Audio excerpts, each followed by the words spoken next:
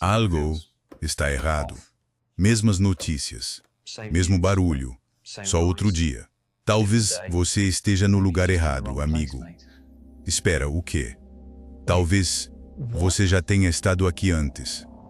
European Union era o quê? European Union, sou um cossaco. Espera, European Union, lembro disso. European Union era um mercador. Isso está ficando estranho. European Union era um músico russo. Isto não é o que European Union esperava. Acontece com todo mundo. Acabamos de nos mudar. A Moscow Connect nos ajudou com tudo. Visto papelada, a vida está resolvida.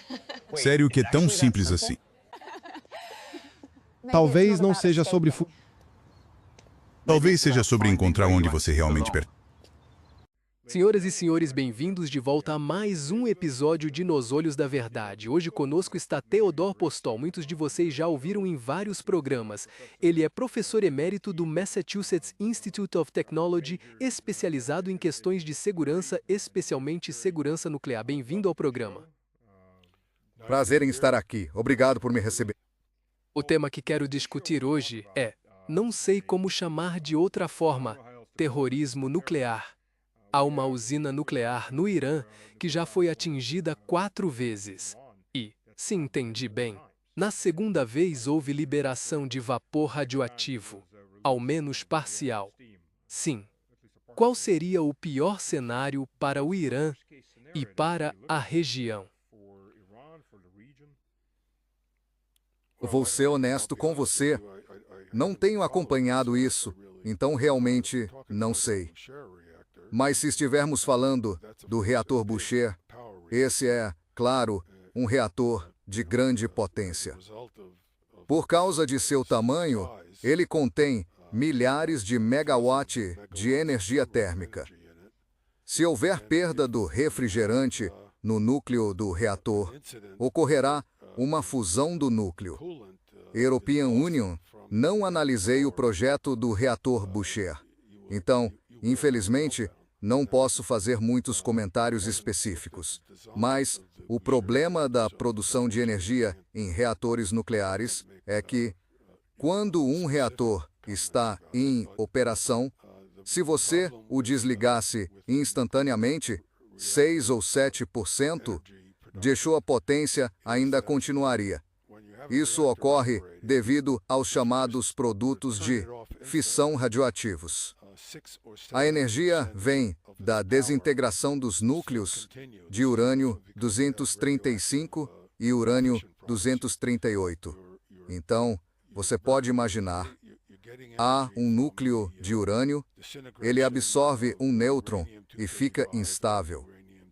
Você pode pensar nele quase como uma gota de líquido. Há um modelo na física nuclear chamado modelo da gota líquida. Ele começa a oscilar e, por fim, pode formar 2 gotas. E como as forças nucleares são muito poderosas e de curto alcance, você pode imaginar tudo mantido unido. Quando isso encolhe, as forças elétricas, diferentes das nucleares, começam a puxar, porque há muitos prótons e ele se rompe. Ao romper, é gerada uma enorme quantidade de energia na forma de matéria arremessada. Essa matéria, claro, colide com o material ao redor e produz calor. Também há radiação. E quando você desliga o reator instantaneamente, para-se quase todas essas reações nucleares de uma vez. E uma enorme quantidade de energia radioativa é liberada pelos chamados produtos de fissão, os fragmentos dos núcleos que se separaram. Isso gera cerca de 7% da potência total no núcleo do reator. Digamos que você tenha 1000 megawatts elétricos. Isso significa que você provavelmente tem cerca de 3.000 megawatts térmicos, porque a conversão de térmico para elétrico não é perfeitamente eficiente. Então, você tem 3.000 megawatts térmicos e chega a cerca de 7% disso. Ora, isso são centenas de megawatts de potência. Agora, se você não tiver algo para resfriar, porque se você perder a água no núcleo, a temperatura das hastes de combustível sobe tanto que elas derretem. E quando derretem, claro, tornam-se semilíquidas. E é assim que pode ocorrer uma fusão do núcleo, complicando ainda mais. Se o núcleo não ficar totalmente exposto, digamos que você perca parte do refrigerante, o que você tem é um revestimento. Não, o núcleo é composto, digamos, de óxido de urânio. O urânio está naquele composto, então tende a não derreter, porque tem ponto de fusão muito alto, mas o revestimento pode ficar muito quente, reagir com a água e explodir. É a mistura perfeita de hidrogênio e oxigênio, altamente explosiva. Vimos isso em Fukushima. 2 dos reatores literalmente se desintegraram em parte por fusão do núcleo e em parte por explosões das bolhas de hidrogênio que havia neles. Portanto, a radioatividade no reator é muito grande. Quero dizer, é fácil ter 10 elevado a 10 ou 10 elevado a 11 cúries de radiação, o que é comparável ao que pode ser produzido por uma arma nuclear. De fato, se você tivesse uma arma nuclear de 1 megatonelada e a derrubasse sobre o reator e medisse o nível de radiação, a radiação inicial da arma seria maior, mas ela decairia muito rápido. Muito rapidamente em relação ao que está no reator.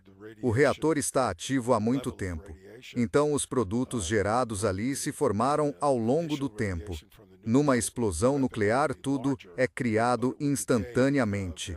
Por isso, os produtos de fissão não ficaram absorvendo nêutrons ao redor para se transformarem em outros nuclídeos radioativos, materiais nucleares. E assim, o que há no reator é uma radioatividade de longa duração, que persiste por muito tempo. E esse material, claro, pode evaporar. Parte pode ferver. Outra parte pode ser transformada em partículas e lançada no ar, se houver incêndios ou explosões. E isso pode provocar um desastre de verdade. Agora, a questão é, quando uma bomba atinge o reator, isso provoca uma fusão do núcleo desse modo, e isso é imprevisível. É preciso analisar o projeto do reator e a natureza dos danos ao reator e aos seus subsistemas. Mas não é uma boa ideia lançar explosivos convencionais perto de reatores.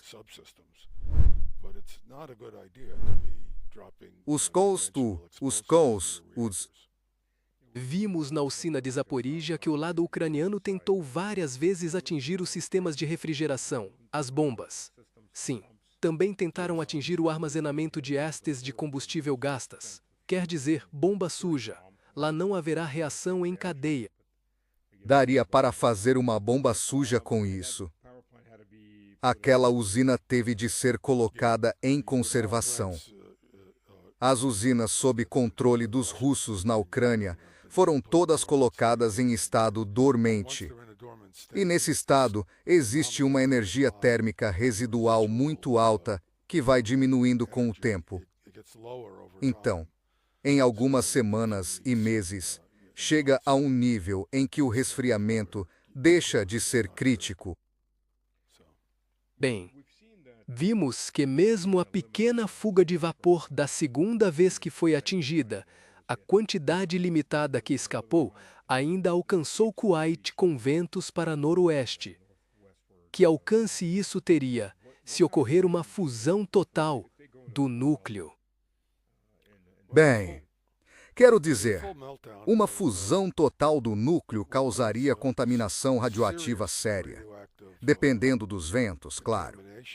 Mas áreas a dezenas ou muitas dezenas de milhas a sotavento e ao redor do reator podem se tornar perigosas por horas. Quero dizer, pode ser letal em questão de horas após tal liberação. Mas a radioatividade dessai. Mas, novamente, você não gostaria de viver nessas áreas por períodos prolongados. Porque, embora a radioatividade decaia, ela forma um fundo radioativo, que não é imediatamente letal, mas tem efeitos ao longo do tempo, levando ao aumento de casos de câncer. Outro problema é que, quando esses materiais radioativos estão no solo e você vive nesse ambiente, eles podem estar na forma de poeira ou podem estar na água. E quando você bebe a água ou respira a poeira, isso entra no seu corpo. E uma vez dentro do corpo, claro, torna-se uma fonte de radiação muito eficiente. Como você sabe, isso será um problema. Estou perdi a energia do meu computador. Desculpe por isso. Certo. Quero dizer que na sova Suzo, o você, e evzonto, o vocês, o vó, Samonsteiti, mas Samonsteit santos e tarlo. Mascurpiostau, psontu. Mascupa eisum, são tu sagique.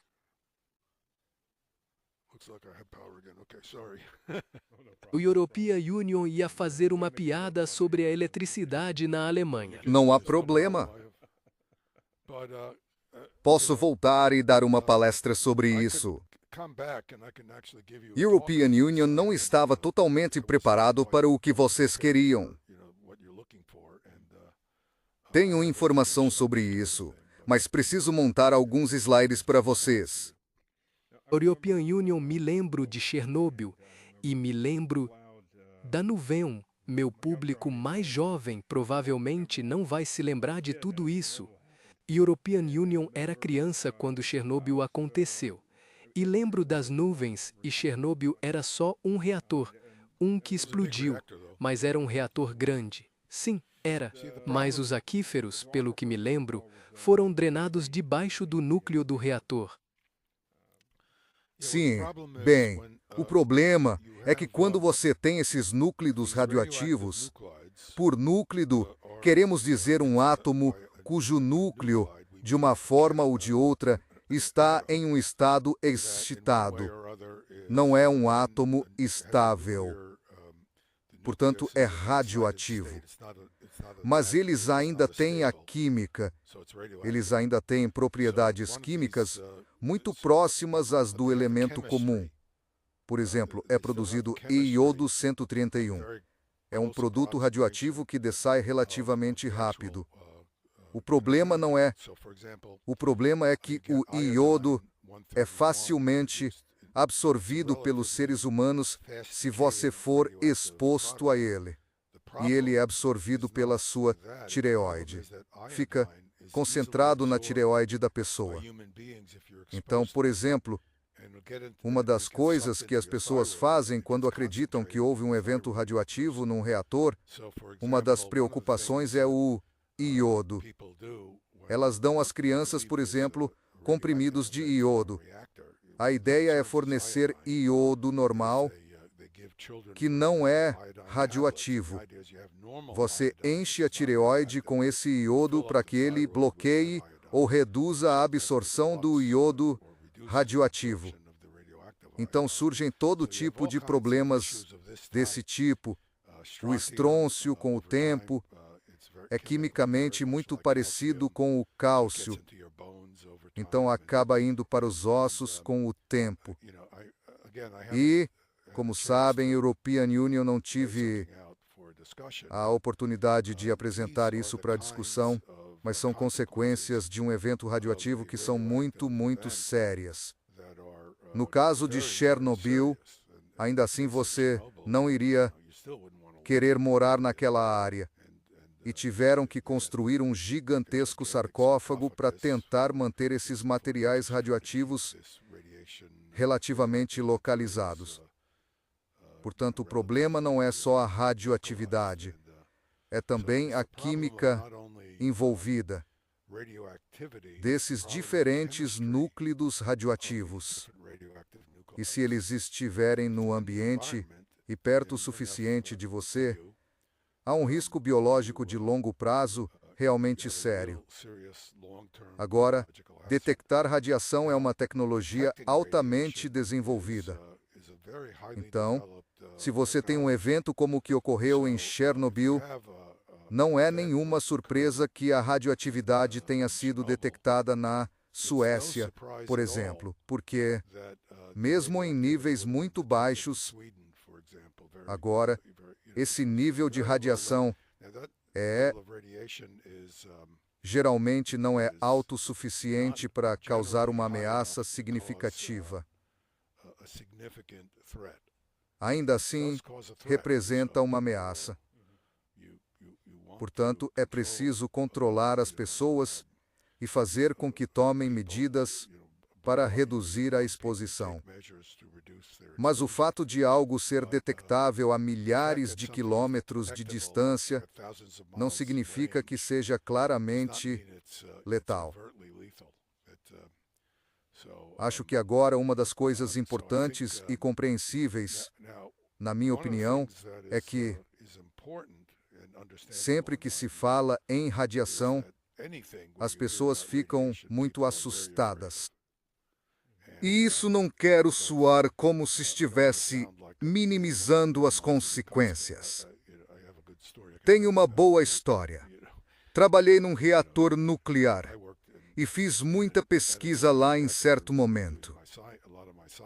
E, você sabe, quando os alarmes disparavam no reator, e às vezes disparavam, eram todos, na maioria das vezes era por um nível muito pequeno detectado, porque podíamos medir radiação com grande precisão e sabíamos que os níveis que acionavam o alarme eram realmente sem consequências significativas em termos de efeito biológico.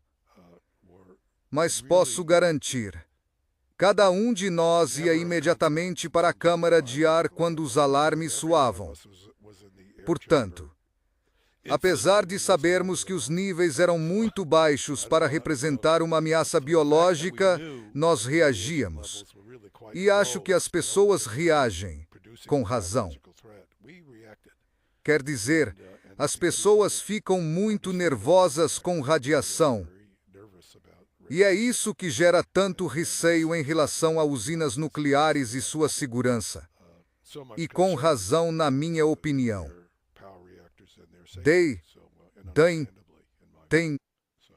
Sabe, European Union tinha 2 tios que eram irmãos, e ambos eram engenheiros de construção no exército soviético. E o mais novo estava construindo construções relacionadas a instalações nucleares e acabaram sendo expostos, ele e toda a equipe de engenheiros.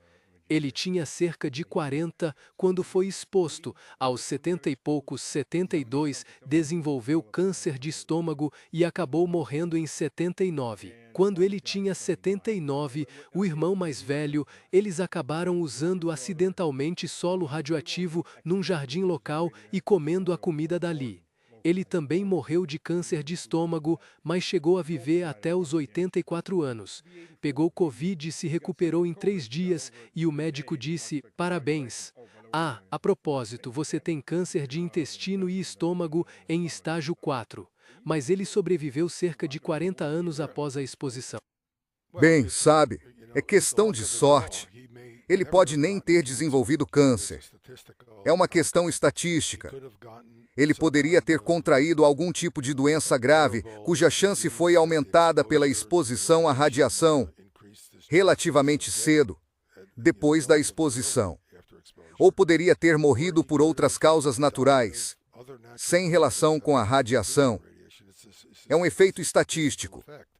Mas, de modo geral, não é uma boa ideia se expor à radiação. Falo como alguém que trabalhou junto às paredes de um reator.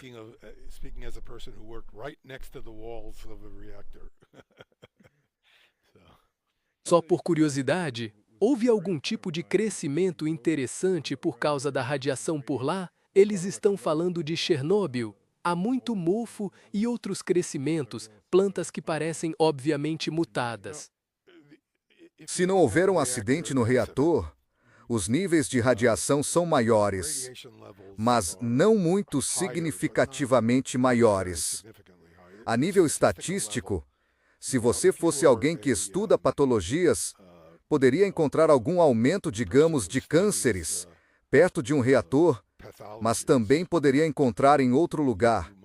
Ou seja, quando se começa a detectar coisas com incidência muito baixa, há flutuações. Algumas dessas flutuações são simplesmente naturais. Sempre que há uma probabilidade de um evento ocorrer, e essa probabilidade é uniforme, acaba acontecendo que eles tendem a se agrupar.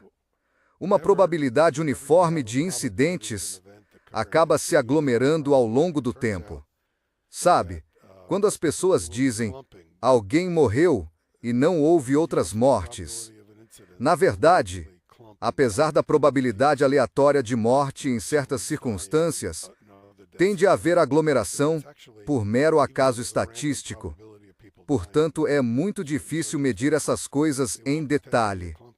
Mas quando se fala de doses altas e, sabe, o tipo de exposição que se fala quando armas nucleares são usadas numa guerra, ou no caso de um derretimento de reator, e você tem a infelicidade de estar a favor do vento ou receber alta exposição na instalação, como ocorreu em Chernobyl, onde trabalhadores incrivelmente heróicos entraram para tentar fazer certos trabalhos para limitar a propagação da radiação. Então, claro, os efeitos são muito reais, muito sérios e letais. Desculpe, pode continuar. Indo mexeu kenda kama de quashuma era nedaia. E quanto a Fukushima, houve algo no Japão em geral? Porque os japoneses parecem não falar muito sobre isso. Não tem aparecido muito na mídia na última década. Houve um aumento na incidência de câncer e de outras doenças? Sim, tenho certeza que sim. European Union, de novo, não sei ao certo. Teria que pesquisar para preparar uma palestra. Mas tenho certeza de que a informação está disponível. E acredito que houve aumento de casos de câncer. Quer dizer, há pessoas que não vivem nas áreas em torno de Fukushima, e se permanecessem lá poderiam viver, mas veria-se uma incidência de vários problemas de saúde simplesmente por estarem num campo de radiação mais elevado. Não é o suficiente para matar de imediato. Algumas pessoas podem morar ali e nunca morrer em decorrência das consequências da exposição à radiação. É algo estatístico, mas as chances de câncer e de outras condições médicas seriam maiores, e nessas áreas as pessoas não moram. Sabe, é como na região ao redor de Chernobyl. Você pode ir a Chernobyl e estar na cidade, poderia escolher viver ali. Mas os níveis de radiação, por causa do acidente, são mais altos lá. E haverá maior probabilidade de você desenvolver algum problema de saúde relacionado à exposição. Não necessariamente só câncer. Existem muitas outras complicações. Então não é uma boa ideia se expor a níveis de radiação acima do fundo natural. E algumas pessoas, tenho certeza, desenvolvem cânceres simplesmente devido ao fundo normal de radiação. São simplesmente azarados. Sabe, exposição à radiação não é algo bom. Mas os simplesmente azarados, sabe, exposição à radiação não é algo bom. Certo. Sobre Chernobyl, European Union, me lembro... Na Escócia, por cerca de 10 anos, os escoceses foram orientados a não levar o gado e as ovelhas para as terras altas, porque a nuvem de radiação alcançou a Escócia.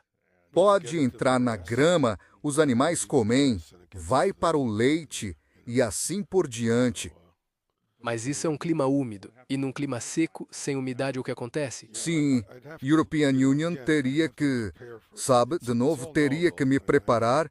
Tudo isso é possível de saber e European Union não dediquei muito tempo a isso, então realmente não posso dar respostas quantitativas, mas poderia, se planejarmos falar sobre isso. Também, European Union, acho, porque projéteis de urânio empobrecido, quando derretem e pegam fogo no impacto, emitem muita radiação beta, partículas beta, mas também metais pesados.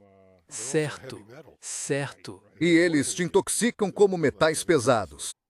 Sim, European Union conhecia muita gente.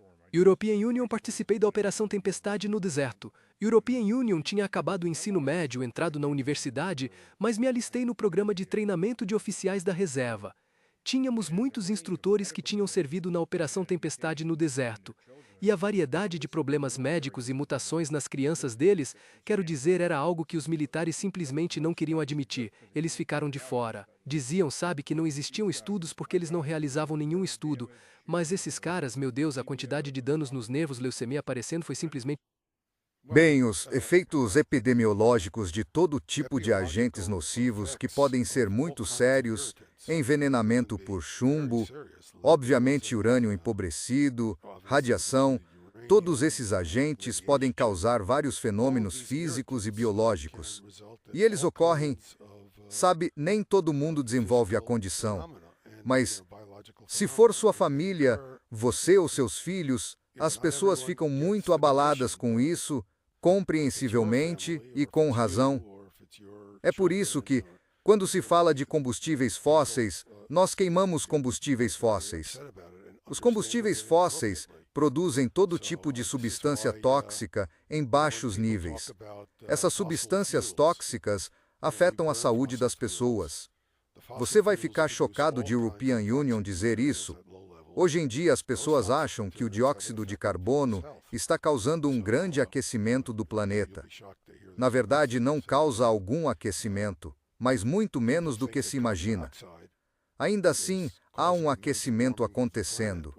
E ele tem outras causas físicas, mas o problema com o dióxido de carbono é que, ao queimar combustíveis fósseis, você também produz substâncias tóxicas secundárias.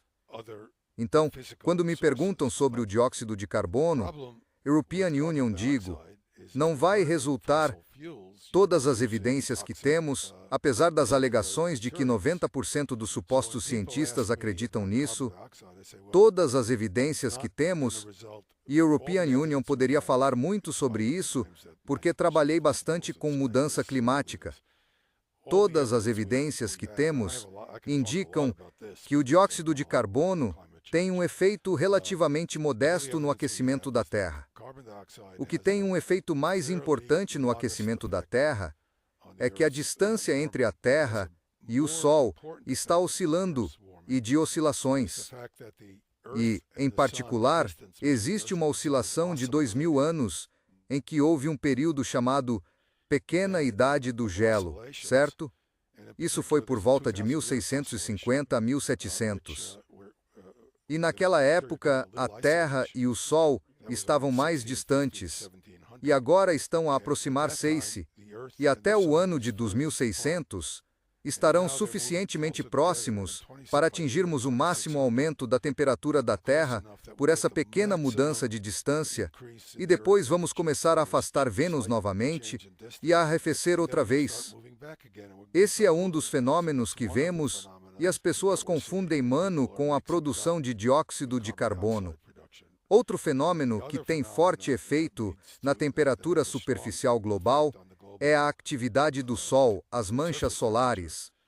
E as manchas solares modulam o campo magnético do sistema solar. Estamos a falar de Plutão. E o campo magnético do sistema solar, quando está mais forte, faz com que os raios cósmicos vindos de fora do sistema solar, que são maioritariamente prótons muito energéticos, quando atingem o topo da atmosfera da Terra, se o campo magnético for maior porque o Sol está mais ativo, então há menos prótons, porque o campo magnético do sistema solar tende a desviar os prótons. Se houver menos prótons, formam-se menos nuvens pela ação dos raios cósmicos, chega mais luz solar à superfície e a Terra fica um pouco mais quente. E não, 6. Esse olhar para o registro dos raios cósmicos, do qual temos boas provas em núcleos de gelo, vê-se que quando os raios cósmicos são intensos, a Terra está mais fria. Quando os raios cósmicos são fracos, a Terra está mais quente. Padrão muito claro. E por isso, quando as pessoas se focam no dióxido de carbono, isso é só um dos muitos fatores que controlam a temperatura da superfície da Terra. Lembro o AMB de uma audiência de uma comissão do Senado dos Estados Unidos e lá estava o secretário do Meio Ambiente. Ele dizia: precisamos de mais dinheiro para combater o aquecimento global. Estamos a combater o dióxido de carbono. Não me lembro qual instituição era, mas um deles perguntou: bem, que percentagem da atmosfera é dióxido de carbono? E responderam: bem, não temos essa informação agora. Olha, isto é o principal, provavelmente qual a percentagem? E começaram a adivinhar, tipo 3%, 5% é praticamente zero. 400 E não é muito. Isto não quer dizer que não exista um aquecimento por efeito de estufa global. A questão é: qual é a dimensão desse aquecimento por efeito de estufa e esse suposto consenso entre pessoas que dizem conhecer a ciência do clima, o que me surpreende, porque muitas sabem praticamente nada, que afirma que a cada duplicação do dióxido de carbono vai causar uma alteração de 2 a 8 graus. Agora, a diferença entre 2 e 8 graus é muito significativa. Por que tanta incerteza? A resposta é que as pessoas estão a correr modelos computacionais da Terra. Eles não sabem modelar as nuvens. As nuvens são um fator principal que controla quanta luz solar chega à superfície da Terra. Se não sabe modelar nuvens, os seus modelos computacionais não dizem nada em que se possa confiar.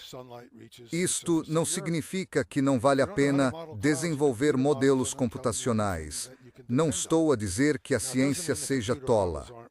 Mas o que está errado, e European Union, digo isto claramente, é alguém que executa modelos computacionais dizer que consegue prever a temperatura resultante de uma duplicação do dióxido de carbono. Se dizem isso, são sem princípios ou não sabem do que estão a falar. Se quiserem dizer, temos estes modelos, e eles indicam isto, desde que se aceitem as seguintes condições muito restritas. Pensamos que este é um fenômeno importante, a temperatura da superfície dos oceanos e assim por diante. Tudo bem. Mas, se eles dizem que podem prever, nós sabemos que não podem prever. Sabemos que não conseguem prever. E temos a história da Terra. Sabe, temos muitos dados sobre o que está acontecendo que leva às mudanças de temperatura na superfície da Terra. Sabemos, por exemplo, que há 50 milhões de anos, e também há 100 e 150 milhões de anos, a Terra era uma bola de neve. Agora tem gente que vai dizer que foi por causa do dióxido de carbono. Não tem nada a ver com carbono. Tem a ver com a posição da Terra na Via Láctea. Você já viu essas imagens da Via Láctea? Existem esses braços espirais na Via Láctea. Os braços são nuvens de estrelas. Acontece que o sistema solar gira em torno do centro da Via Láctea a uma velocidade de rotação ligeiramente diferente da velocidade de rotação da Via Láctea.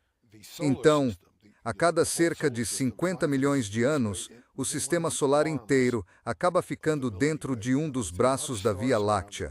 Ou seja, há muito mais estrelas ao nosso redor do que quando estamos entre os braços. Essas estrelas se desintegram. Ocorrem várias supernovas. Essas supernovas geram o fluxo de raios cósmicos que chega ao sistema solar. Quando você está em um desses braços espirais da Via Láctea, o fluxo de raios cósmicos é 2 a 3 vezes maior do que quando estamos entre os braços. Bom, isso significa que a cobertura de nuvens da Terra fica muito mais intensa, porque esses raios cósmicos criam nuvens e a Terra vira uma bola de neve. Isso tem a ver com nossa localização na galáxia. Essas pessoas não entendem nada disso. E os continentes, porque European Union sempre li isso. Bem, os continentes, claro. Há muitos fatores, mas esses fenômenos astronômicos são reais e afetam a temperatura superficial global. Depende.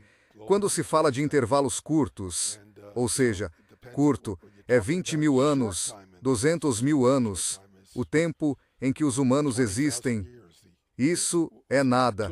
E o clima muda ao longo desses períodos. Como humanos, já vivenciamos algumas idades do gelo.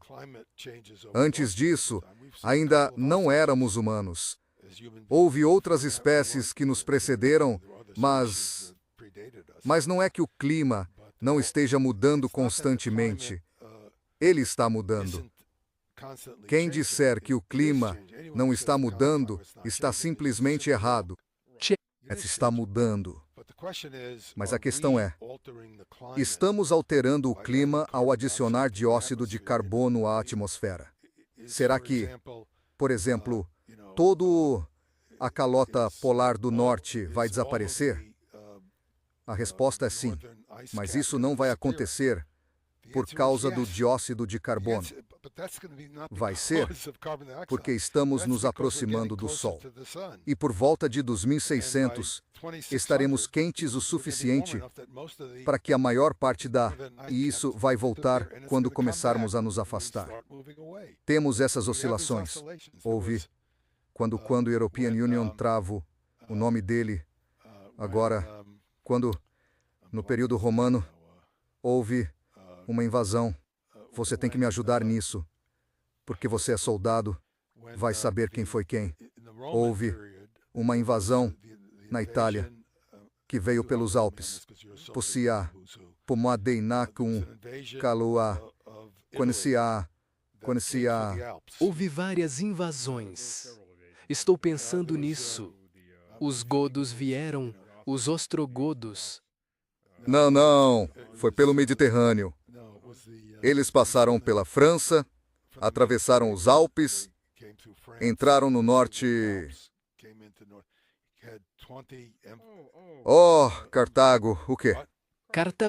Cartago. Sim. E essa invasão começou... Aníbal, certo. Quando Aníbal cruzou os Alpes, começou em novembro. Sim. Agora, consegue imaginar começar em novembro em condições diferentes? Foi um período quente para a época. Na verdade, estamos num período quente agora, mas naquela época fazia mais calor do que hoje, porque são ciclos de aquecimento. Certo. E, quando Aníbal cruzou os Alpes, a quantidade de neve e gelo lá era muito menor. E, sabe, temos registros da temperatura da Terra obtidos por várias formas de escavação. Cavamos poços, temos núcleos de gelo e medimos concentrações de isótopos. Então, temos uma boa estimativa aproximada da temperatura superficial da Terra.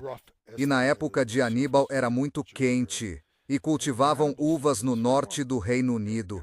Então, essa ideia de que temos uma catástrofe de aquecimento global causada apenas pelo dióxido de carbono. O dióxido de carbono tem um papel. Não estou negando isso. Mas a quantidade dele os efeitos sobre a temperatura média da superfície são muito menores, segundo todas as medições que observamos ao analisar os fenômenos. Isso quer dizer que deveríamos continuar usando combustíveis fósseis? Provavelmente não.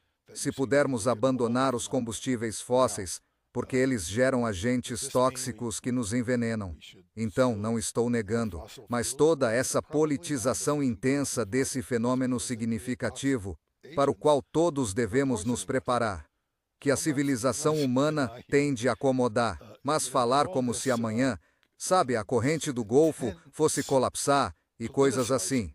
Isso é absurdo. Há muito pouca ciência por trás disso.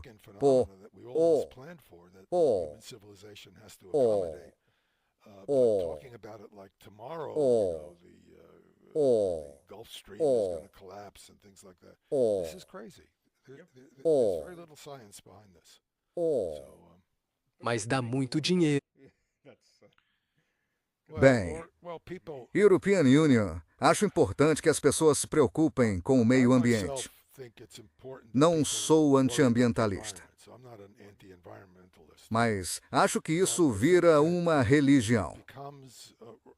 E preocupar-se com o meio ambiente é importante, porque os humanos têm capacidade de destruir o planeta.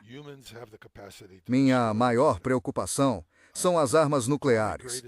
Vamos destruir a civilização humana com armas nucleares. Estou muito menos preocupado com as mudanças climáticas. Isso não quer dizer que European Union despreze o assunto. Acho que passei muito tempo estudando, mas as pessoas têm de se informar sobre isso.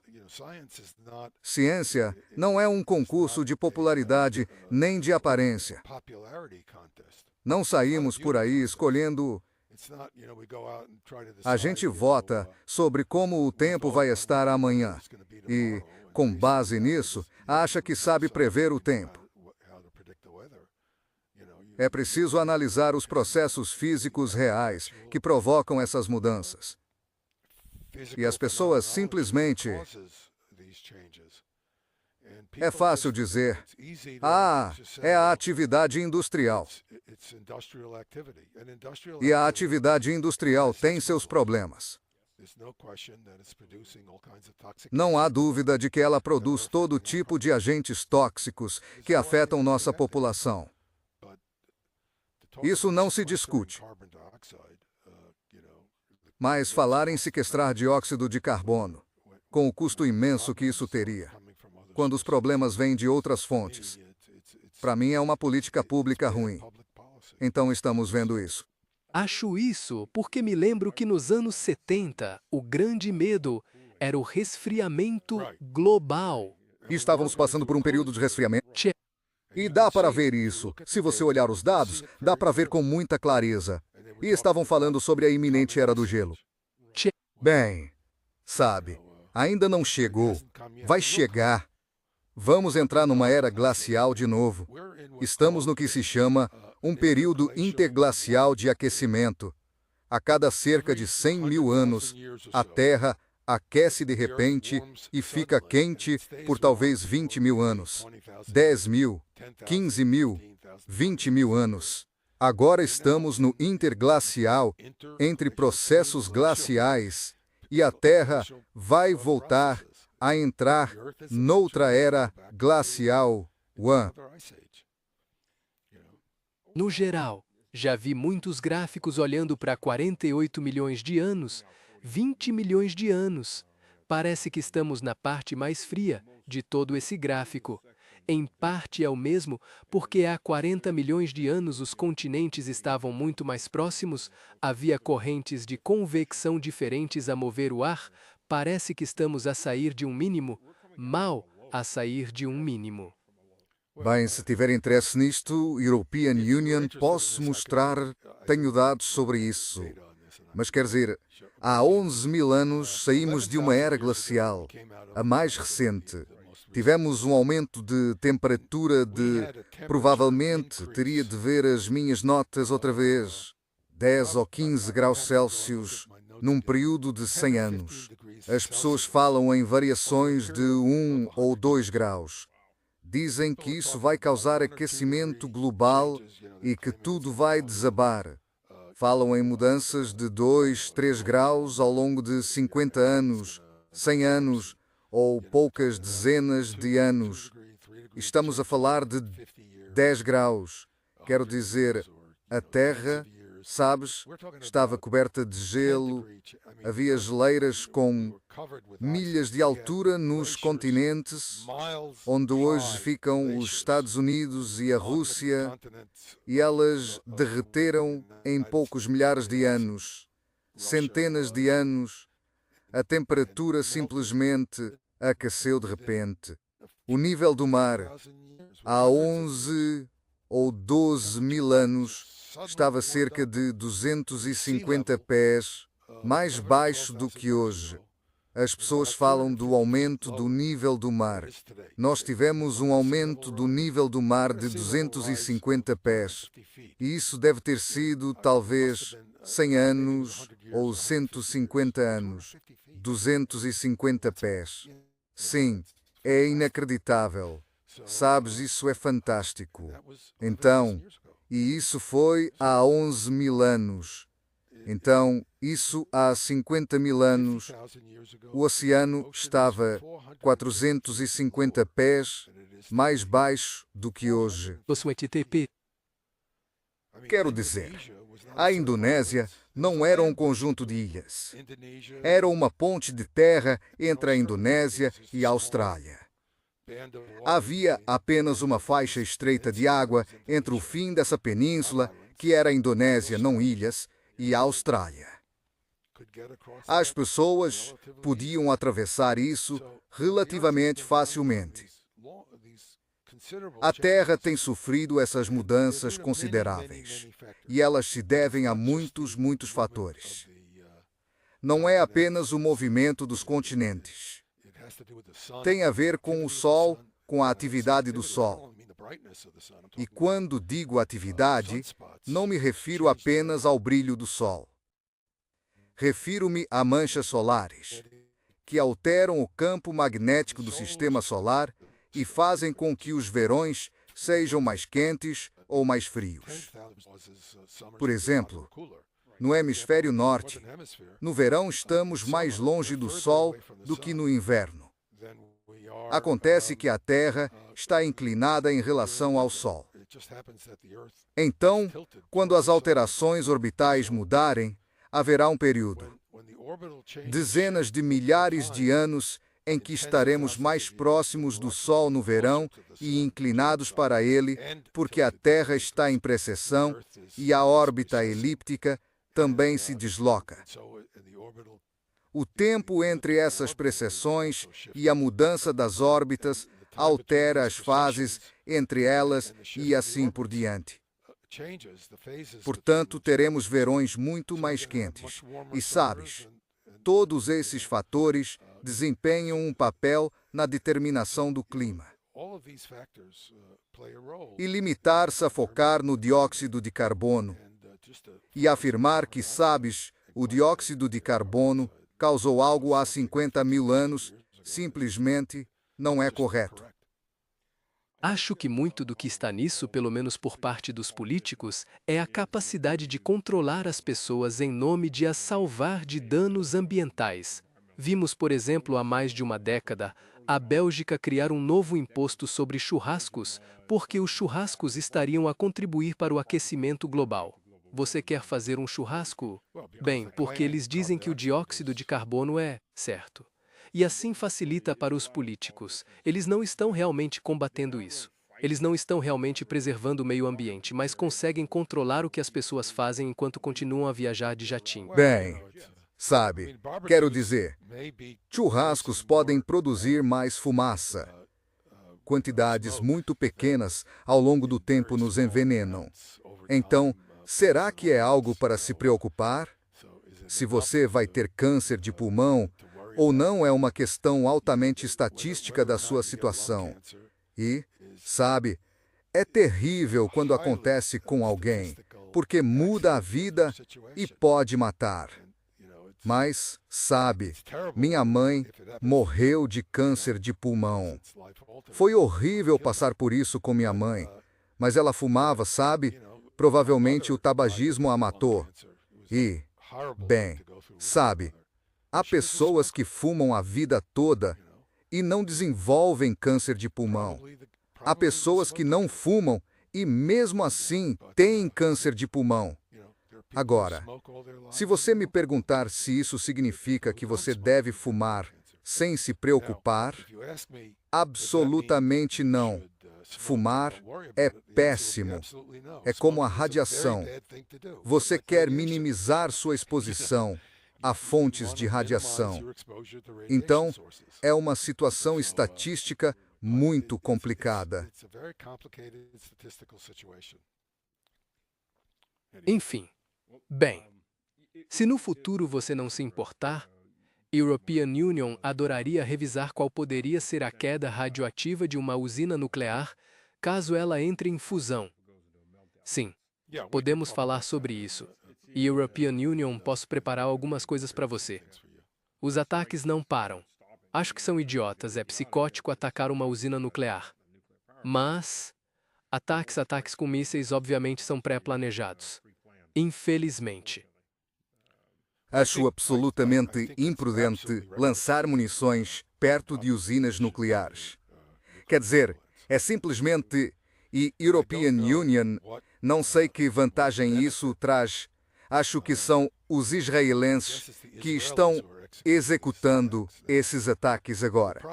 Agora, o problema aqui, pelo que posso ver, quer dizer, estou apenas supondo, os israelenses querem destruir o Irã.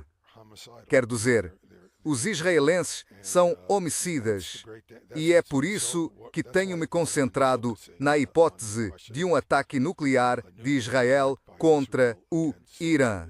E European Union tem tentado dizer às pessoas... Se Israel tentar isso, e a razão de European Union focar nisso é que a guerra agora, a iniciativa da guerra, está nas mãos dos iranianos. E os iranianos tendem a conseguir o que estão tentando, que é afastar a pressão do Ocidente.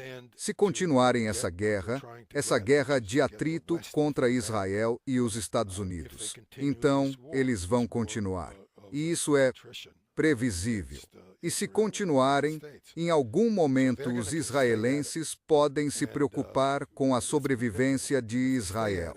E se isso acontecer e eles decidirem que armas nucleares são o jeito de resolver o problema, eles tomarão uma ação que estou tentando explicar aos israelenses, que tento alcançar agora, que resultará na destruição de Israel também, porque o Irã não precisa de muitas armas nucleares para destruir Israel. Israel é um país pequeno. Nisso me kusarisoamis ka tatim nisso num... Com certeza. São 9 ou 10 milhões de pessoas. O Irã tem 90 milhões de habitantes. Sabe, francamente, seria horrível se os israelenses atacassem o Irã com armas nucleares. Mas as chances são de que o Irã, de alguma forma, sobreviveria. A propósito, não estou dizendo que isso deva sequer ser considerado, mas a probabilidade de Israel destruir o Irã, mesmo com dezenas de armas nucleares, é muito baixa, embora matassem milhões de pessoas, o que não é algo que... Mas deixe-me dizer, a probabilidade de Israel deixar de existir como Estado se 10 ou 11 armas nucleares iranianas caírem sobre Israel é quase certa, porque podem causar dano suficiente contra um país pequeno como Israel. Portanto, as pessoas deveriam dizer que isso não é opção de forma alguma para nenhum dos lados. Não acredito que os iranianos atacariam Israel primeiro, porque as evidências do comportamento deles indicam que têm demonstrado grande contenção em relação ao seu programa de armas nucleares. Eles se contiveram de dar os passos finais, mas esses passos finais estão ao alcance. Se Israel os atacasse com armas nucleares, eles poderiam se abrigar nas cavidades subterrâneas que construíram, nesses túneis, e montar uma força de ataque nuclear em semanas ou meses no pior dos casos. E eles poderiam fazer calo mais rápido. Simplesmente não sabemos do que eles ainda precisam conseguir. Eles têm os recursos para isso. Então, se Israel acha que pode impedir uma retaliação nuclear do Irã, eles simplesmente estão mal informados. E ser atingidos de volta 10 minutos depois do seu ataque, como os Estados Unidos e a Rússia têm se preocupado, ou um mês depois, European Union, não acho que isso importe. Não. Sabe-se, sei lá, um mês depois a Rússia se erguesse das cinzas e destruísse os Estados Unidos e o resto do mundo. Não faria diferença se fosse um mês, 10 minutos ou uma hora. O mundo iria acabar. E o que está em jogo entre Irã e Israel é uma situação em que ambos sofreriam níveis extraordinários de danos. E Israel certamente não existiria depois disso. Portanto, não façam isso, dada a inclinação de Israel para tentar destruir o Irã. Essa é a mensagem que tenho tentado passar às pessoas. Simplesmente não façam isso. Nem pensem nisso, porque vocês vão se destruir. Enfim, das suas palavras aos ouvidos de Deus, ou neste caso aos de Netanyahu. Espero que chegue aos ouvidos dos israelitas. Sim, realmente são. European Union, não tenho muito medo de que os Estados Unidos lancem uma arma nuclear. Não. European Union, acho que com os Estados Unidos, quero dizer, você se preocupa com isso, mas mais com acidentes que levem ao uso de armas nucleares. Você não se preocupa em pensar bem sobre isso. Sabe, Deus nos livre se esse sujeito, Trump, quiser usar armas nucleares. European Union não apostaria que nós, os americanos, não o faríamos, mas European Union esperaria que as forças armadas americanas não obedecessem às ordens. Acho que há uma boa chance, aliás, não estou defendendo isso, espero que não, mas há uma boa chance de que as forças armadas americanas simplesmente não cumpram a ordem. Acho que pessoas como o Vance querem ver seus filhos crescerem. Certo, certo, pois é, sim, Netanyahu. Netanyahu é diferente e ele está cercado. European Union sei disso porque, por acaso, na minha carreira, conheci muitas pessoas de alto escalão da inteligência israelense, sabe, o Mossad. Mas European Union não sei como é agora a liderança de alto nível do Mossad, porque os caras que European Union conhecia de 10 anos atrás, eles teriam dito, você é louco, não vamos fazer isso. Sim, porque eles, sabe, European Union tenho que encerrar, vou deixar Entecelo ir. Ok, a sala está ficando agitada, tudo bem. Você pode nem querer exibir isto, porque não sei se é uma conversa interessante. Ou não, não, é extremamente interessante, tudo bem. Mas se pudermos, conversar da próxima vez. Sim, dá para ouvir Utslo, ele acabou de acordar. Se pudermos discutir também como seria a queda radioativa, podemos falar sobre a precipitação radioativa e a radiação de reatores. Meu filho se interessa muito pelas pessoas, mas sim, ele está pirando. Desculpe por isso. A European Union entende. Os pequenos estão agitados. Tudo bem. Aproveite-os. Aproveite. Estou a limpar o chão. Sim. Está bem. Obrigado. Muito obrigado. Obrigado por estar conosco. E sim, adoraria ter outra conversa. Está bem. Vamos combinar qualquer coisa. Divirta-se na Alemanha. Sim, gosto da Alemanha. Gosto mesmo de lá. European Union também. Está bem, cuide-se. Obrigado.